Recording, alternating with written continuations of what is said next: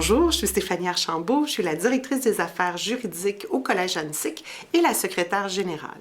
Et à titre de secrétaire générale, c'est moi qui suis responsable du bureau d'intervention et de prévention. Avec Max, on avait envie de savoir si les étudiants du Collège Annecy connaissaient leurs droits, savaient ce que c'était le harcèlement, la discrimination, les violences à caractère sexuel. Alors, Max s'est promené dans notre collège pour poser des questions aux étudiants et allons voir ce qu'ils savent de leurs droits. Parfait. Donc, aujourd'hui, je vais vous poser des questions sur les ressources que le Collège Annecy offre. Si vous pensez que vous vivez du harcèlement, de la discrimination ou des VAX. Ma première question que je vais vous poser, c'est, selon vous, c'est quoi la discrimination? Il y a plusieurs types de discrimination, d'après moi. Il y a la discrimination de genre, la discrimination raciale. Donc, c'est lorsque on ne donne pas le même traitement à une personne dépendant de, on va dire, son genre, sa race, même sa religion. Mais j'allais un peu dire ce qu'elle a dit. Dans le fond, on te met à l'écart selon certains types de caractéristiques qui te sont attribuées. Donc, comme elle a dit, ça peut être discrimination raciale ou discrimination de genre, tout dépendant de c'est quoi. C'est selon ces caractéristiques-là, on te met de côté. Je dirais que c'est quand on traite quelqu'un comme différemment à cause de certains critères comme sa race, sa sexualité, etc. C'est quand tu traites quelqu'un différemment selon son genre, sa race, sa sexualité. C'est quand tu montres clairement à la personne devant son visage que comme la personne qu'elle est, il y a des aspects par rapport à elle que comme tu discrimines puis que tu juges. La discrimination, pour moi, c'est lorsqu'on met une personne à part d'un groupe et qui est, comment dire, on le fait sentir mal dans toutes les circonstances. Mais c'est quand on juge ou qu'on parle mal de quelqu'un qui n'est pas du même groupe que nous, qui n'est pas du même, comment ça s'appelle, orientation sexuelle ou des affaires comme ça. Ça, c'est de la discrimination. Mais c'est exactement ça. La discrimination, elle est définie à l'article 10 de la Charte sur les droits et libertés de la personne et ça se lit comme suit. Toute personne a droit à la reconnaissance et à l'exercice en pleine égalité des droits et libertés de la personne, sans discrimination, exclusion ou préférence fondée sur la race, la couleur, le sexe, l'identité ou l'expression de genre, la grossesse, l'orientation sexuelle, l'état civil, l'âge, sauf dans la mesure prévue par la loi, pensez par exemple aux mineurs qui ne peuvent pas aller dans certains bars, la religion, les convictions politiques, la langue, l'origine ethnique ou nationale, la condition sociale, le handicap ou l'utilisation d'un moyen pour pallier ce handicap. Et il va y avoir discrimination quand cette distinction-là, cette exclusion ou cette préférence a pour effet de détruire ou de compromettre un de vos droits ou une de vos libertés fondamentales. Alors, pour qu'il y ait discrimination, selon la Charte, ça prend 3 éléments. Le premier, c'est donc la distinction, l'exclusion ou la préférence. Et il faut que ça soit fondé sur un des motifs interdits et que ça porte atteinte à la reconnaissance ou à l'exercice d'un de vos droits. Ça peut vous sembler pas mal complexe et la bonne nouvelle, c'est qu'au collège, on a élargi la notion de discrimination. Et à partir du moment où on est capable de démontrer que vous faites l'objet d'un traitement différent à cause d'un de ces motifs interdits, donc je les répète, race ou couleur, sexe, origine ethnique ou nationale, l'âge, l'état civil, la religion, la condition sociale, la grossesse, la langue, les convictions politiques, l'identité ou l'expression de genre, l'orientation sexuelle ou un handicap ou le moyen pour le pallier, bien à ce moment-là, vous êtes peut-être victime de discrimination au sens des politiques en vigueur au collège.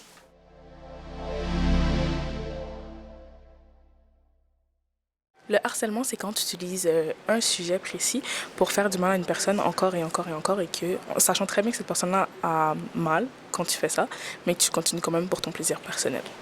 Moi, je pense que c'est quand tu continues sans t'arrêter alors que la personne t'a dit non déjà.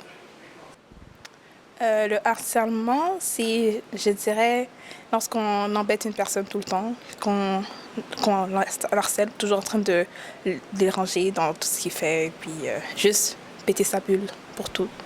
Mais c'est quelque chose en continu. Il y a plusieurs types de harcèlement. Il y a harcèlement comme sexuel, puis il y a harcèlement comme social. C'est quand tu embêtes vraiment quelqu'un, puis la personne comme t'as déjà démontré ou dit qu'elle est tannée, puis tu continues encore plus. Ouais.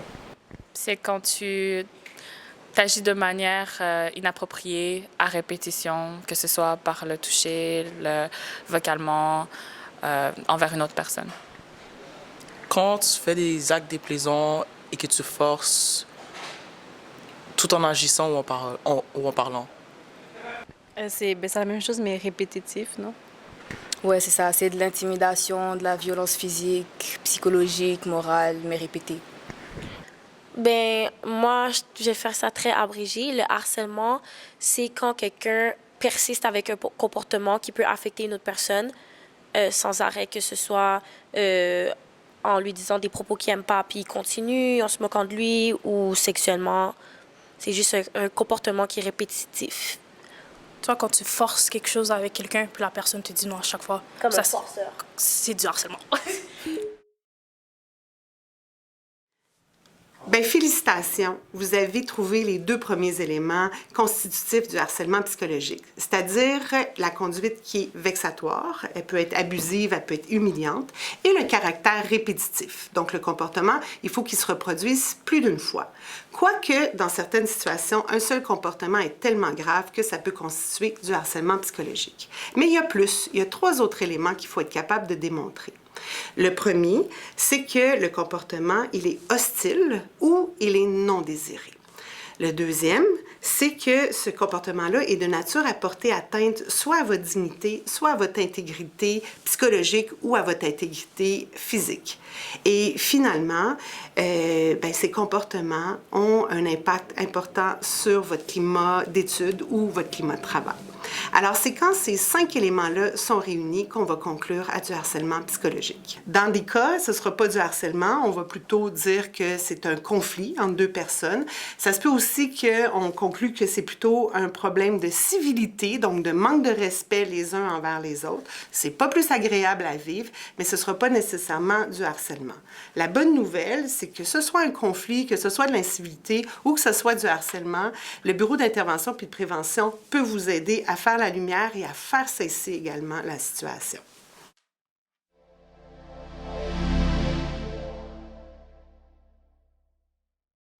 Bonne question, je sais pas. Mais c'est une violence à caractère sexuel, je pense. C'est violence à caractère sexuel. C'est une violence à caractère sexuel. Ben oui, je le sais. Violence à caractère sexuel.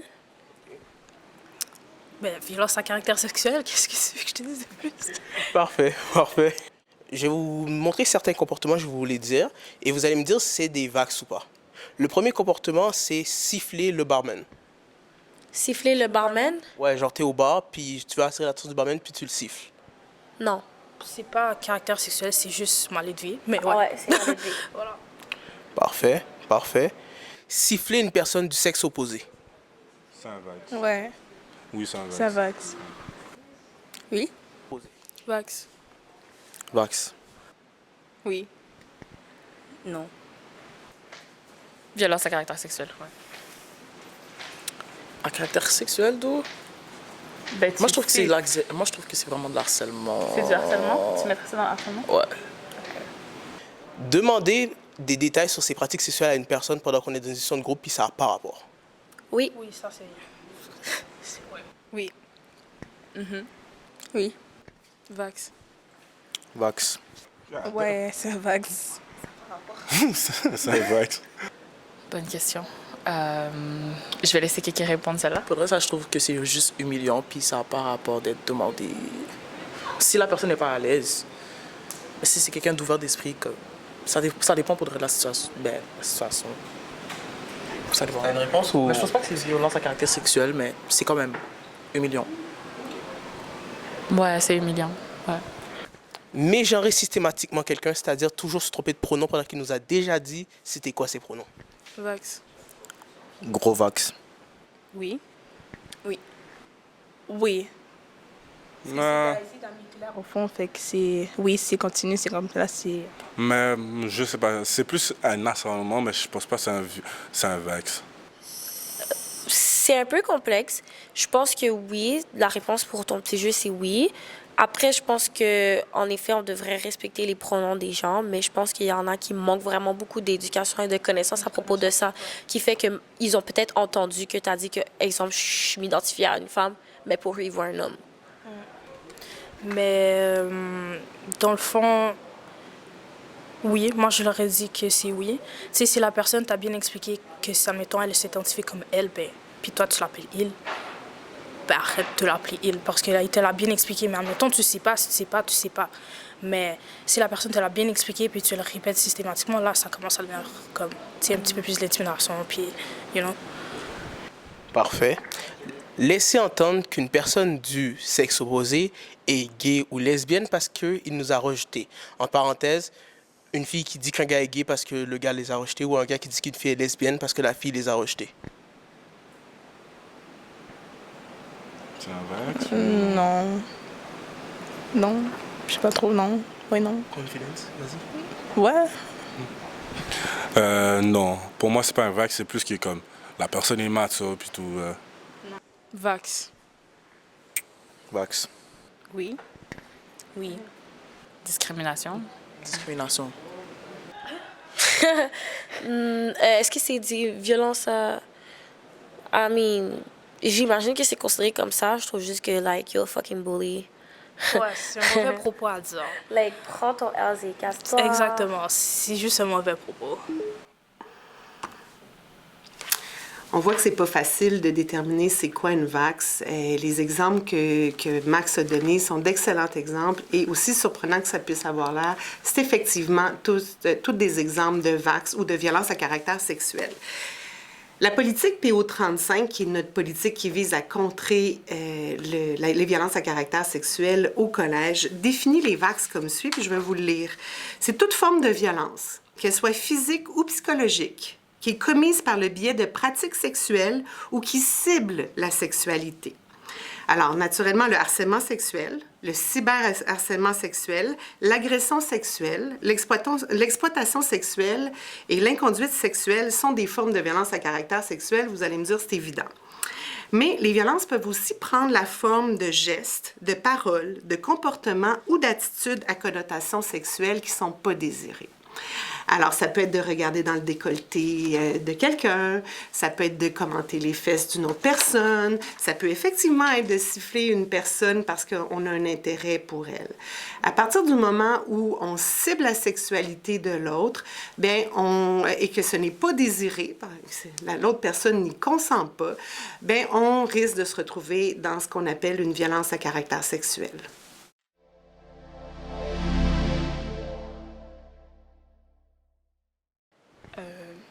Déjà, dire oui. Et c'est tout. En fait, quand tu dis oui, tu consens à l'action, peu importe ce qu'elle est.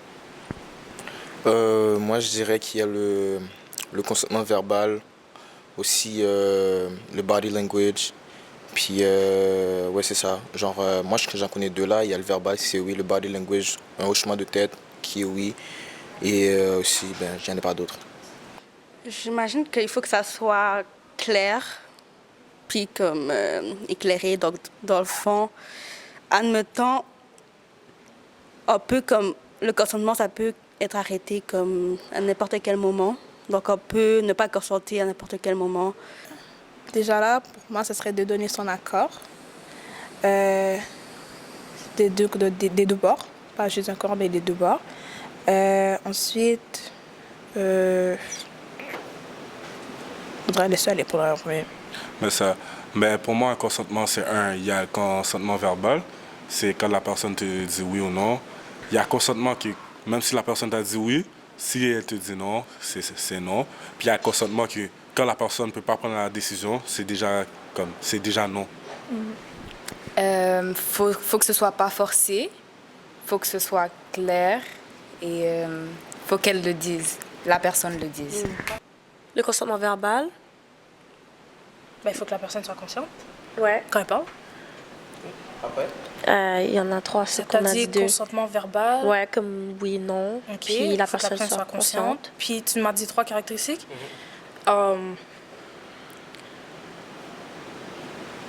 Je sais pas si ce serait parce que, comme, admettons, Je dis, en même temps, je peux demander à quelqu'un, la personne me dit oui, mais je vois que dans son nom verbal, c'est un non.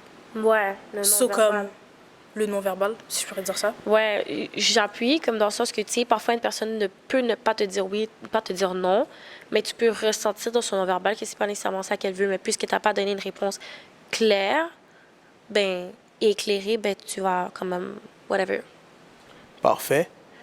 Le consentement doit être libre, clair et éclairé. Puis une personne peut retirer son consentement n'importe quand. Ben oui, c'est exactement ça. Il y a 3 caractéristiques. La première, c'est que le consentement, il doit être clair et j'ajouterais enthousiaste. La deuxième, c'est que le consentement doit être libre et éclairé. Et troisièmement, il faut s'assurer que la personne a la capacité de consentir. Alors, quand on parle de consentement clair et enthousiaste, ce que vous pouvez retenir, c'est quand c'est pas oui, c'est non. Alors, si la personne a dit « ouais, je sais pas trop », bien, vous devriez entendre « non ». Si la personne ne répond pas à vos avances, à vos caresses, à vos touchés, bien, vous devriez en conclure aussi que c'est non. Aussi, il y a quelqu'un qui le disait, qui a tout à fait raison, le consentement, il peut être retiré en tout temps. Et c'est donc que quand vous avez une relation sexuelle, par exemple, bien, vous devez vous assurer que la personne est prête à avancer avec vous puis d'aller un peu plus loin. Parce que ça se peut que j'ai envie que vous m'embrassiez, mais que j'ai pas du tout envie d'avoir une relation sexuelle avec vous. Et ça se peut aussi que j'ai envie de débuter la relation sexuelle, mais que je change d'idée pendant la relation sexuelle. Alors, le consentement clair et enthousiaste, il doit être là à toutes les étapes là, de la relation sexuelle.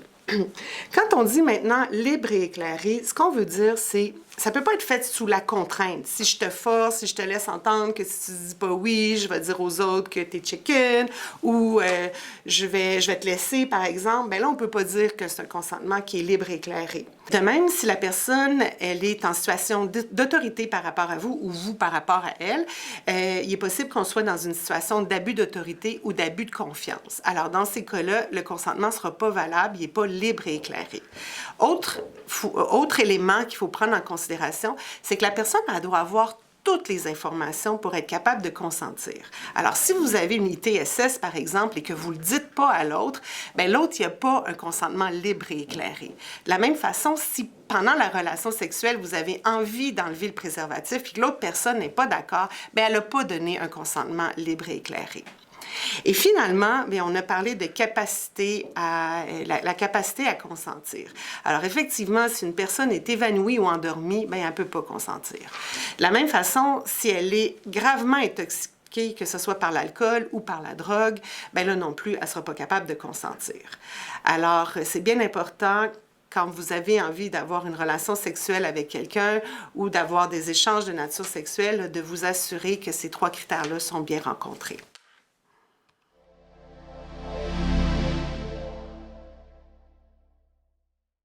Bien, on va avoir les ressources nécessaires là, I guess.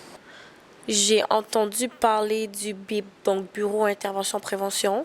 Sinon, ben moi, personnellement, j'en ai pas vécu au collège, mais j'irai voir n'importe quelle personne ressource qui, d'après moi, pourrait m'aider. Dans ce cas-ci, ce serait Jean-Yves Sylvestre ou bien Madame Isabelle, mais je pourrais aussi aller au BIP. Moi, c'est un peu la même chose. Dans le fond, je sais qu'il y avait le BIP, mais je sais que en général, toutes les personnes dans le collège, ben, les adultes, les employés du collège sont disponibles pour nous. Est-ce que j'irais au BIP personnellement? Je sais pas. J'irais avec la personne avec qui je me sens le plus confortable, of course, mais ouais. Le BIP, l'aide psychosociale, les professeurs, l'AGK, comme elle a dit. Je pense que tu vas en parler avec quelqu'un. Je pense qu'il y a un département qui s'appelle le BIP. Puis si tu vas en parler avec eux, ils vont pouvoir t'aider. Sinon, il y a aussi l'AGK. Sinon, il y a les sexologues, les psychologues, les intervenants dans le collège. Il y en a plusieurs. Alors, effectivement, il y a plusieurs personnes et plusieurs petits organismes à l'intérieur du collège qui peuvent vous aider. Alors, le premier, c'est le Bureau d'intervention et de prévention. Le Bureau d'intervention et de prévention, qu'on appelle le BIP, c'est le guichet unique, l'endroit où, si vous vivez de la discrimination, du harcèlement, de la violence ou de la violence à caractère sexuel, ou si vous pensez en vivre, ou si vous n'êtes pas certain d'en vivre, mais que vous aimeriez ça avoir de l'information, ben, vous pouvez venir rencontrer une des deux personnes conseillères au BIP qui va vous aider là, à vous orienter, à apporter les mesures dont vous avez besoin, puis de vous apporter le soutien. Certains d'entre vous ont mentionné le Bureau des affaires psychosociales. Effectivement, les services psychosociaux peuvent vous aider. La GECA aussi peut vous aider certainement à connaître c'est quoi vos droits, puis dans bien des cas de vous orienter vers le BIP. Il y a beaucoup aussi d'employés dans le collège, des enseignants, des professionnels, des employés de soutien avec lesquels vous avez développé des liens de confiance. Mais tous ces gens-là peuvent aussi vous aider à faire la lumière sur ce que vous voulez. Et il y a un autre groupe de personnes qui s'appelle les éclaireurs. Alors, c'est des gens, vous avez peut-être déjà vu ce petit macaron, qui vont soit arborer le macaron sur eux, ou ils ont sur leur porte de bureau un petit autocollant qui reprend ce symbole-là. Et ces gens-là, ils sont formés pour vous accueillir en toute confidentialité, vous écouter et vous orienter vers les services dont vous avez besoin. Alors, n'hésitez pas, il y a beaucoup d'aide dans le collège. Si vous ne vous sentez pas bien, vous êtes mal à l'aise avec une situation que vous vivez, venez nous voir, on est là pour vous supporter.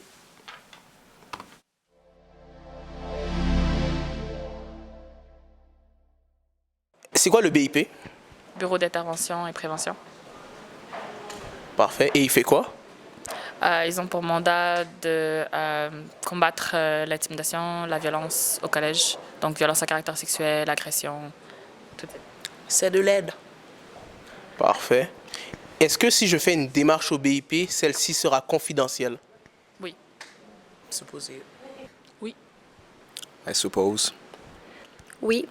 Ouais. Oui. Oui. Ouais, c'est confidentiel. Oui. Naturellement, c'est censé être confidentiel. Ouais. Toute visite au BIP est confidentielle. Alors, que vous veniez nous rencontrer parce que vous avez besoin de renseignements, que vous voulez avoir de l'aide, vous voulez dévoiler une problématique, signaler une problématique ou porter plainte, votre dossier va être traité en toute confidentialité. Parce que c'est ça le mandat du BIP et c'est ça la garantie que vous offre le BIP. Alors, qu'est-ce qu'on fait concrètement? Bien, quand vous êtes mal à l'aise avec une situation, que vous pensez avoir vécu une situation qui s'apparente à du harcèlement, violence à caractère sexuel ou discrimination, ou si vous avez été témoin d'un événement qui s'apparente à un de ces éléments-là, vous pouvez prendre rendez-vous en toute confidentialité au BIP. Et là, il y a deux personnes qui sont présentes et qui vont vous accueillir en toute confidentialité. Ils vont vous croire, ils vont vous écouter, ils vont suivre votre rythme, puis ils vont explorer avec vous les différentes solutions. Alors, jamais on va vous forcer à faire quelque chose, jamais on va aller plus vite que vous. On va vraiment vous montrer toutes les options qui s'offrent à vous. Puis après ça, bien, on va vous laisser décider parce que vous êtes maître de votre vie. Puis nous, bien, on veut que vous vous sentiez appuyé à tous les moments. Pour les témoins, bien, on va aussi vous aider à voir est-ce que vous voulez intervenir, est-ce que vous voulez nous signaler une situation, est-ce que vous voulez savoir à qui parler. Alors, même chose, en toute confidentialité, on va vous accueillir puis on va explorer avec vous les solutions pour vous en tant que témoin.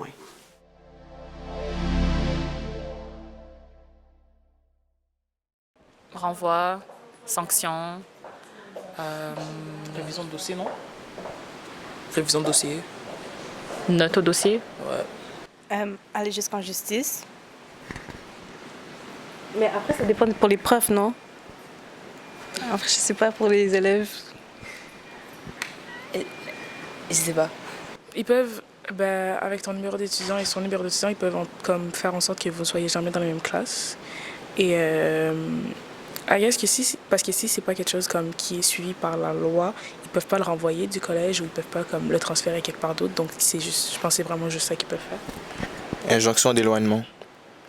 Je crois qu'il y aura peut-être à l'extrême. Si c'est vraiment extrême, je dirais peut-être suspension. Mais avant ça, ça serait peut-être comme éducation, comme éduquer la personne qui a commis un geste à caractère sexuel. Parfait. Si je dépose une plainte, c'est quoi les délais? 90 jours. Ça, j'en ai aucune idée. Judiciaire, c'est 7 ans. Ça, je sais pas te mentir. Je sais pas. 3 mois, 1 an. 90 jours. Ça, je pense que ça se ferait rapidement, le plus vite possible.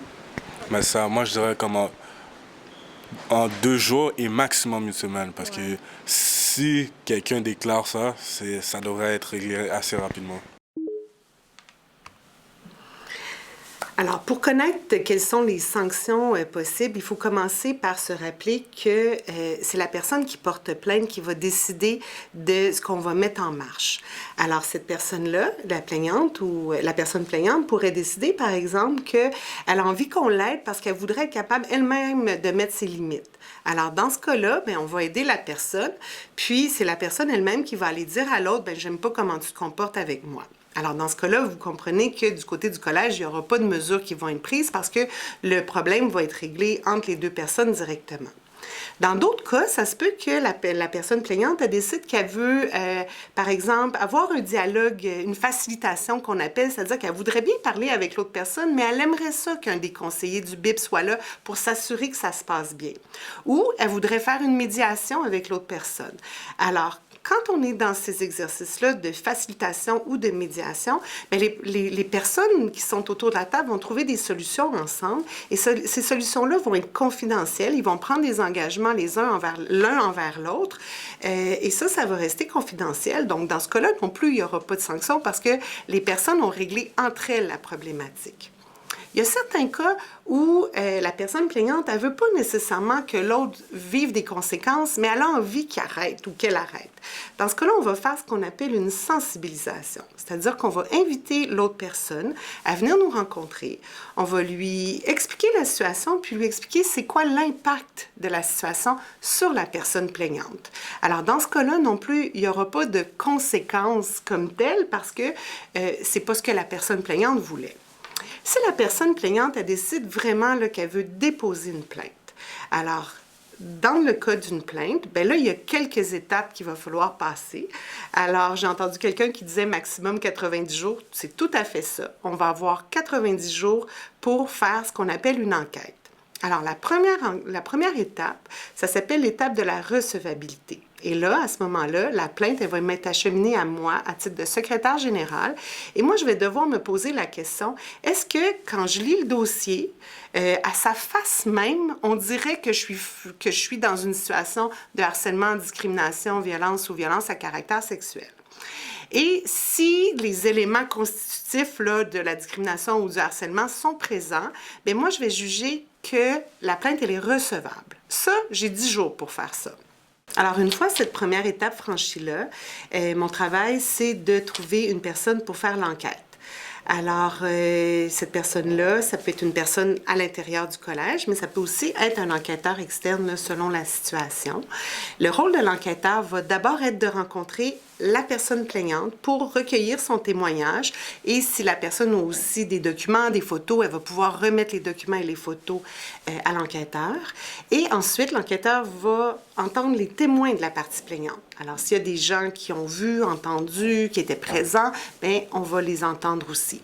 Une fois que cette première partie-là de l'enquête est conclue, l'enquêteur va rencontrer la partie qu'on appelle la partie mise en cause, c'est-à-dire l'autre personne, pour aussi recueillir sa version des faits, recueillir aussi les documents si la personne en a, et va rencontrer les témoins. Après ça, on va dire que la preuve est close. Et à partir de là, l'enquêteur va réfléchir. Donc, va analyser les témoignages, va analyser la preuve qui lui a été remise et va se demander si la plainte, elle est bien fondée. Donc, est-ce qu'il y avait effectivement du harcèlement, de la discrimination ou une violence à caractère sexuel? Si il conclut que oui, bien, il va nous en informer. Et à partir de là, bien, c'est là qu'il y a une possibilité d'avoir des sanctions. Et les sanctions vont être données en tenant compte de la gravité du geste, d'une part. D'autre part, est-ce que c'est la première fois que ça arrive ou c'est arrivé d'autres fois? On va regarder quel a été aussi l'impact sur la personne plaignante. On va aussi regarder est-ce qu'il y avait une relation d'autorité entre les personnes. Alors ça aussi, ça peut influencer la sanction. Et donc, la sanction, dans un cas, pourrait être effectivement une réprimande, une lettre au dossier. Ça pourrait être une suspension et ça pourrait aller jusqu'à une expulsion de l'école ou un congédiement là, si la situation elle est grave ou si elle est répétée, etc.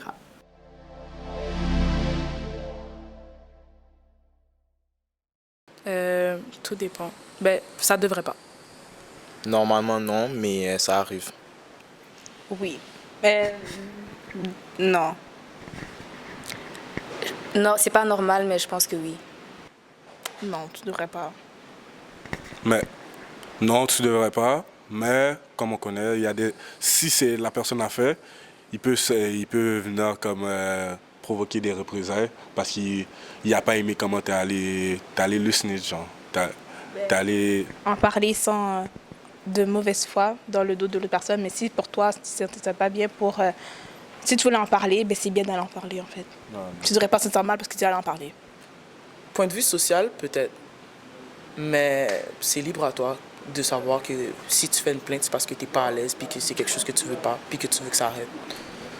C'est sûr que oui, tu peux vivre des représailles quand tu fais une plainte, mais d'après moi, dans le mandat du Bureau d'intervention pour prévention, tu n'es pas supposé vivre de représailles. C'est anonyme, non? Donc, c'est comme c'est anonyme. Si la personne est au courant que tu as fait la plainte, c'est sûr que là, si tu vis des représailles, il faut que tu ailles en parler parce qu'il y a un problème. Alors, les représailles sont interdites. Et dès qu'on enclenche, que ce soit un processus d'enquête ou si on enclenche là, une sensibilisation ou une médiation, on avise immédiatement l'autre partie que les représailles sont interdites. Alors, si malgré cet avis-là qui a été donné à l'autre personne, il y a des représailles quand même, c'est vraiment important de revenir voir soit une personne au BIP ou revenir me voir pour que immédiatement on puisse agir. Et ça peut être un facteur aggravant quand on va venir là, à déterminer quelle devrait être la mesure disciplinaire ou administrative qui va être imposée.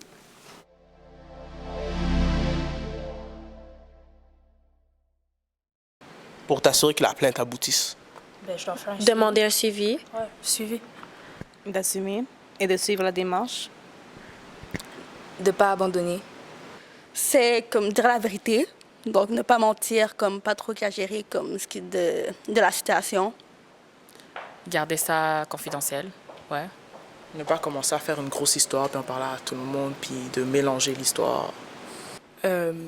Tu dois quand même être fort mentalement pour pouvoir continuer tout le processus et pas abandonner peu importe quoi comme que tu dois faire face, même s'il y a des gens qui ne te croient pas ou peu importe, il faut que tu continues ta démarche coûte que coûte parce que il faut que la personne qui t'a fait subir, peu importe ce qui t'a fait subir, paye d'une manière ou d'une autre.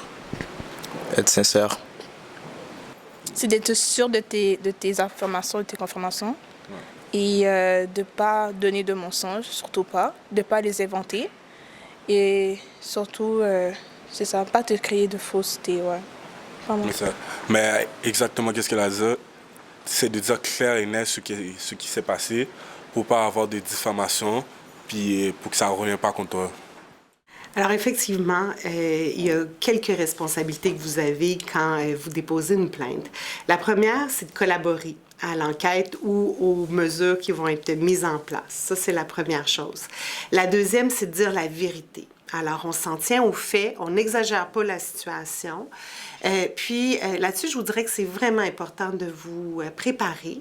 Vous êtes chanceux, vous pouvez être accompagné par un membre de l'AGK. Alors, ça vaut la peine d'aller voir les gens à l'AGK pour qu'ils vous aident à vous préparer. Et la troisième chose qui est tout aussi importante, c'est de respecter votre obligation de garder le dossier confidentiel.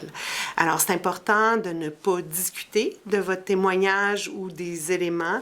Des fois, on a envie d'en parler avec nos amis qui vont être les témoins, mais si on fait ça, on peut affecter la qualité de la preuve ou on peut affecter sa crédibilité. Alors, c'est important de garder la confidentialité, mais aussi c'est important parce que il faut préserver la réputation de tout le monde. Alors, c'est ma recommandation, là, c'est de garder tout ça confidentiel. Et finalement, j'aurais envie de vous dire, des fois, on est inquiet, on ne sait pas où on est rendu. Alors, vous pouvez revenir poser des questions pour savoir où on est rendu dans le processus, pour faire des suivis, pour comprendre comment ça va fonctionner. Alors, gênez-vous pas. Le BIP est là pour vous. Moi, je suis là pour vous. Puis, on a vraiment envie que vous vous sentiez supporté là, à chacune des étapes. Alors, qu'est-ce que j'aimerais que vous reteniez? C'est qu'il y a un endroit au collège qui s'appelle le BIP. C'est un endroit qui est dédié à vous accueillir, à vous écouter, à vous croire, à vous accompagner. À chaque fois que vous vivez une situation qui vous rend mal à l'aise, vous n'êtes pas certain de ce que vous vivez ou vous êtes témoin d'une situation qui vous rend mal à l'aise et qui s'apparente à la discrimination, au harcèlement, à la violence ou aux violences à caractère sexuel. Alors, n'hésitez pas à venir nous voir. On est au A1 390. Vous pouvez aussi nous rejoindre par courriel à bip@collegeannecyc.qc.ca. On est aussi rejoignable par Mio. Alors, par texto, n'hésitez pas, venez nous voir, on vous attend.